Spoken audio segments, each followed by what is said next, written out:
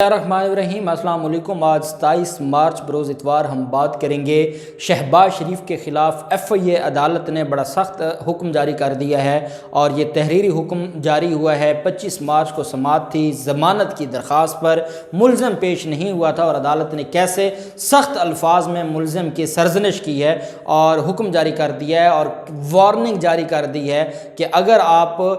پیش نہ ہوئے تو آپ کی ضمانت خارج کر دی جائے گی، اور باقاعدہ ریزننگ دی ہے کہ عبوری ضمانت کا سٹیٹس کیا ہوتا ہے، اور کیا ملزم پیش نہ ہو تو عبوری ضمانت قائم رہتی ہے۔ بڑا اہم فیصلہ جاری کر دیا ہے آنریبل ایف آئی اے کی اسپیشل عدالت نے۔ اس کی تفصیل آپ کے ساتھ شیئر کروں گا۔ سانحہ ماڈل ٹاؤن کے حوالے سے اہم پیش رفت سامنے آئی ہے، جے آئی ٹی کے سانحہ ماڈل ٹاؤن کا، اس کے اوپر بھی ہم بات کریں گے، اور ساتھ ہم بات کریں گے مسلم لیگ نون کو بڑا دھچکا پہنچا ہے۔ نہ صرف 2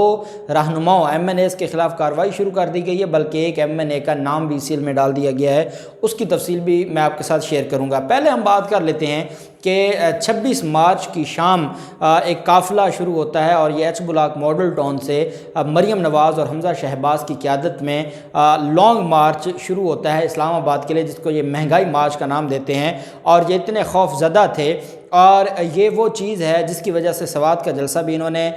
نہ صرف اس کو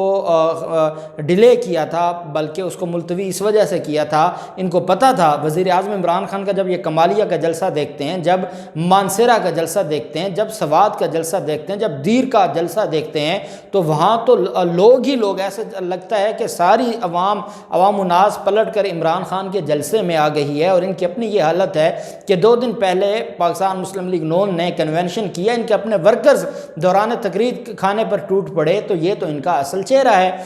انہوں نے 3 بجے نکلنا تھا، اور بڑی کوشش کی، بڑا انہوں نے جو ان کی طرف سے پہلے ان کی پاکستان مسلم لیگ نون کے ترجمانوں کی طرف سے کہا گیا کہ 12 بجے ہمارا قافلہ نکلے گا، 12 بجے کے بعد پھر 3 بجے کہا کہ 3 بجے قافلہ نکلے گا۔ قافلہ جا کے شام کو نکلا،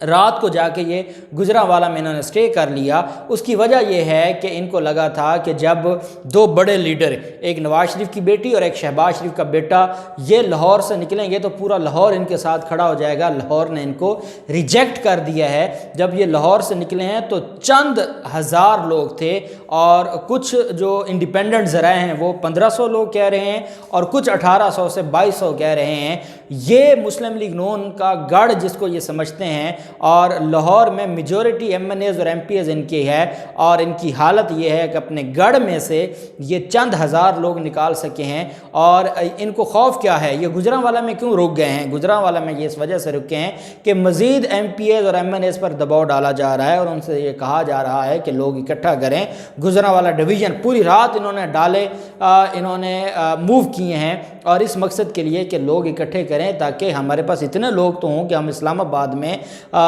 داخل ہونے کے قابل ہوں۔ اور جو دہاڑی کا معاملہ ہے، جو 50-50 روپے مریم نواز پر پھینکے گئے اور وہ مسلم لیگ نون کے کارکنان اٹھا رہے ہیں، یہ ان کو بھکاری بنانا چاہتے ہیں، اس قوم کو بھکاری بنانا چاہتے ہیں، یہ ان کا مائنڈ سیٹ ہے۔ میں یہ کہوں گا کہ اپنے گڑھ سے اتنی کم تعداد میں لوگوں کو نکالنا، اور مسلم لیگ نون کا مریم نواز اور حمزہ شہباز کی قیادت میں جو قافلہ نکلا ہے، جو مہنگائی مارچ ہے، وہ شروع ہوتے ہی فلاپ ہو گیا ہے۔ اور اب مولانا فضل الرحمان کے مدرسوں کے بچے ہی بچنے، اس کے علاوہ اور کچھ نہیں بچنا۔ مریم نواز اور حمزہ شہباز کا جو قافلہ ہے وہ صرف نون لیگ کا نہیں ہے، اس میں جمعیت علماء اسلام فے کے بھی لوگ ہیں، تمام اپوزیشن کی، لاہور سے قافلے کی قیادت اپوزیشن کی ساری جماعتیں کریں گی، لیکن اس کی قیادت پاکستان مسلم لیگ نون کے پاس تھی۔ اور ان کی حالت یہ ہے کہ یہ بری طرح ناکام ہوئے ہیں، اور اس ناکامی کی وجہ سے یہ گجرانوالہ میں رکے، اور دوبارہ قافلہ آج شروع ہوگا۔ تو اسلام آباد جب یہ پہنچیں گے، ان کے ساتھ جو لوگ جا بھی رہے ہیں، انہوں نے اسلام آباد پہنچا کے حاضری لگوا کے ویسے ہی واپس آ جانا ہے۔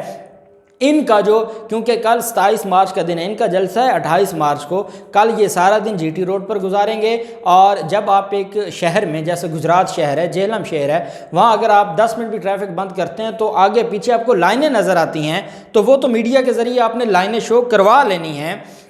پتہ تو تب چلا نا کہ جب آپ ایچ بلاک ماڈل ٹاؤن سے نکلے تھے تو اس وقت لائنیں ہوتی ہیں، اور اس وقت کوئی جم غفیر ہوتا۔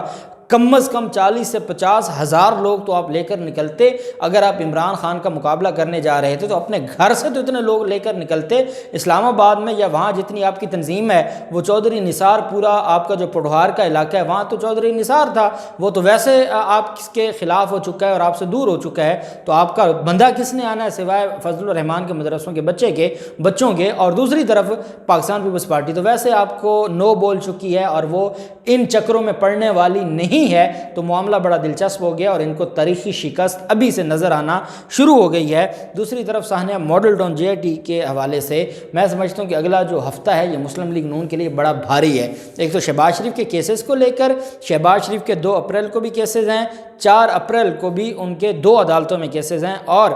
جو 29 مارچ ہے اس کا عدالت نے یہ جو آنریبل لاہور ہائی کورٹ ہے انہوں نے یہ کیس فکس کیا ہے، اور یہ 7 رکنی بینچ ہے چیف جسٹس امیر بھٹی صاحب کی قیادت میں 29 مارچ کو سماعت کرے گا۔ اب اس میں جو چیز سمجھ آ رہی ہے وہ یہ ہے کہ کیا یہاں بھی، کیونکہ مسلم لیگ نون کے جو شریف خاندان کے وکیل ہیں سینیٹر اعظم نذیر تارڑ صاحب، وہ بھی ممبر آف پارلیمنٹ ہیں، اور جو پاکستان تحریک انصاف کے وکیل ہیں وہ بھی سینیٹر ہیں علی ظفر صاحب، اور وہ اس وقت پیٹ کو ریپریزنٹ کر رہے ہیں، مظلوموں کو ریپریزنٹ کر رہے ہیں، تو کیا عدالت میں کوئی درخواست جا سکتی ہے 29 مارچ کو کہ پارلیمنٹ کا اجلاس ہے؟ میں اس وجہ سے کہوں گا کہ جو سپریم کورٹ آف پاکستان میں صدارتی ریفرنس ہے اس میں بطور وکیل مسلم لیگ نون کے وہ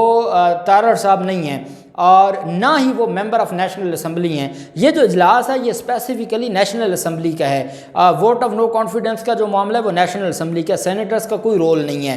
اور اگر بیرسٹر علی ظفر صاحب سپریم کورٹ میں مصروف ہوں گے کیونکہ وہ پاکستان تحریک انصاف کے وکیل کے طور پر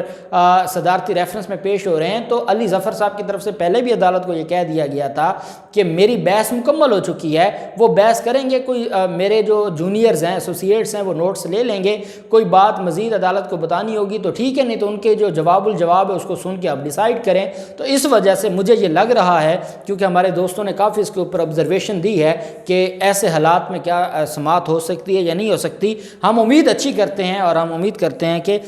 سینیٹر اعظم نذیر تارڑ صاحب پیش ہو کے اپنے جو الجواب ہے وہ دیں گے، تاکہ JIT کا جو معاملہ ہے اب اس کو وائنڈ اپ ہونا چاہیے، بہت مایوسی پھیل چکی ہے، اب خدا کے لیے اس کو وائنڈ اپ ہونا چاہیے، اور انشاءاللہ ہم دعا کرتے ہیں کہ آنریبل سارے ججز بھی موجود ہوں گے۔ دوسری طرف پاکستان مسلم لیگ نون کے MNA اظہر قیوم، ان کا نام ECL میں ڈال دیا ہے اظہر قیوم نہرا۔ یہ مدثر قیوم نہرا اور اظہر قیوم نہرا یہ دونوں بھائی ہیں، اور ان دونوں کے خلاف نیب نے کارروائی شروع کی تھی، ان کو نوٹس جاری کیا تھا، 3 ماہ پہلے نوٹس جاری ہوا تھا، یہ پیش نہیں ہوئے، اور اب خطرہ یہ تھا کہ یہ بیرون ملک بھاگ جائیں گے۔ اظہر قیوم MNA پاکستان مسلم لیگ نون کا نام ECL میں ڈال دیا گیا ہے، اور ان کو کہا ہے کہ آپ پیش ہوں نیب کے سامنے، جبکہ اظہر قیوم نہرا یہ کہہ رہے ہیں کہ میں نواز شریف کا سپاہی ہونے کی مجھے سزا دی جا رہی ہے، اور میں نواز شریف کا ساتھی تھا اور نواز شریف کا میں ساتھی رہوں گا۔ اب نواز شریف کے ساتھی ہیں تو آپ کو تو جیل بھی جانی چاہیے، کیونکہ نواز شریف بھی جیل جا چکے ہیں، تو پہلے آپ جائیں، نیب کو جواب دیں، نیب کے سوال جواب دینے کے بعد آپ اگلا معاملہ دیکھیں گے کہ کیا آپ واقعی نواز شریف کے سپاہی ہیں یا نہیں ہیں۔ 25 مارچ کو سماعت تھی سینٹرل کورٹ میں، FIA کی خصوصی عدالت میں، جج اعجاز الحسن صاحب کی عدالت میں، اور شہباز شریف کی طرف سے پیش نہیں ہوئے تھے، اور شہباز شریف کی طرف سے حاضری معافی کی درخواست دی گئی تھی، اس پر عدالت نے تحریری حکم جاری کیا، اور عدالت نے کہا ہے کہ کچھ مخصوص کیسز میں عدالت اگر وضاحت سے مطمئن ہو تو عبوری ضمانت میں 1 روز کی حاضری سے استثناء دی جا سکتی ہے، اور قانون یہ کہتا ہے کہ عبوری ضمانت میں ملزم کو استثناء نہیں ملنی چاہیے۔ اور انہوں نے کہا کہ اسمبلی اجلاس کے باعث شہباز شریف نے حاضری معافی کی درخواست کی تھی، قوانین کے مطابق جب کوئی ممبر اجلاس میں مصروف ہو تو عدالت ممبر کی فرائض کی ادائیگی میں رکاوٹ نہیں بنتی۔ تحریری حکم میں بتایا گیا کہ یہ حقیقت ہے کہ اسمبلی سیکریٹریٹ کی طرف سے اجلاس کا نوٹیفیکیشن کیا جا چکا ہے، وہ جو 25 مارچ کا اجلاس تھا، 25 مارچ کو ان کی سماعت تھی، 25 مارچ کو ہی قومی اسمبلی کا اجلاس تھا، تو وہ نوٹیفیکیشن بھی عدالت میں رکھا گیا تھا، تو عدالت نے کہا کہ اسمبلی سیکریٹریٹ نے اجلاس کا نوٹیفیکیشن کر رکھا ہے، شہباز شریف کی 1 روز کی حاضری معافی کی درخواست منظور کی جاتی ہے۔ عدالت نے کہا کہ لیکن اب اس پر واضح کر دیتے ہیں کہ مزید ان کو حاضری معافی کی ان کی درخواست منظور نہیں ہوگی، 4 اپریل کی تاریخ مقرر کی جاتی ہے، 4 اپریل میں ملزم ان پرسن پیش ہو، اور عدالت نے کہا ہے کہ جو وکیل جس فریق کا وکیل بحث کرے گا ٹھیک ہے، نہیں کرے گا تو عدالت فائل کو پڑھ کے ریکارڈ کو دیکھ کر فیصلہ سنا دے گی ضمانتوں پر۔ عدالت نے اب اسپیسیفکلی کہہ دیا کہ ہم ضمانت کی جو درخواستیں ان کے اوپر سماعت کریں گے، اور شہباز شریف کے جو وکلاء ہیں ان کی طرف سے عدالت میں یہ کہا گیا کہ جناب اس کیس میں ہمیں لمبی تاریخ دی جائے اور ہم چاہتے ہیں کہ یہ عدم اعتماد کا معاملہ حل ہو جائے۔ عدالت نے کہا ہم عدم اعتماد کے کچھ نہیں لگتے، ہم نے وہ کرنا ہے جو ساری چیزیں قانون کے مطابق ہوں۔ اگر ملزم 4 اپریل کو ذاتی حیثیت میں پیش نہیں ہوتے پھر عدالت قانون کے مطابق اپنا حکم جاری کرے گی۔ ہم نے صرف اس وجہ سے دیکھا ہے کہ ملزم کیا آپ کے پاس ایک نوٹیفیکیشن ہے اور اسمبلی کا اجلاس ہے، اس وجہ سے آپ کو معافی دی جا رہی ہے، لیکن آپ کو مزید مہلت نہیں دی جائے گی۔ عدالت نے فریقین کو کہا ہے کہ وہ 4 اپریل کو جو ضمانت کی درخواست ہیں ان کے اوپر بحث مکمل کریں۔ 2 اپریل کو رمضان شوگر مل اور آشیانہ ہاؤسنگ ریفرنس میں سماعت ہے اور اس میں ملزمان نے پیش ہونا ہے۔ 4 اپریل کو آمدن سے زائد اثاثہ جات کا نیب کا کیس ہے، اس میں بھی ملزمان نے پیش ہونا ہے، شہباز شریف اور حمزہ شہباز نے، اور FIA کے جو منی لانڈرنگ کا کیس ہے اس میں بھی پیش ہونا ہے۔ تو 2 اپریل 4 اپریل اور اگر 29 مارچ کو سانحہ ماڈل ٹاؤن پر سماعت ہو جاتی ہے اور اپریل کے پہلے ہفتے میں سانحہ ماڈل ٹاؤن GIT کا بھی فیصلہ آ جاتا ہے اور ان کی درخواستیں خارج ہو جاتی ہیں، تو میں سمجھتا ہوں کہ اپریل کا مہینہ ان کے لیے بڑا بھاری ثابت ہونے والا ہے۔ جو بھی تفصیلات ہوں گی آپ کے ساتھ شیئر کرتے رہیں گے۔ اللہ پاک پاکستان کا حامی و ناصر ہو۔ بہت شکریہ۔ اللہ حافظ۔ پاکستان زندہ باد۔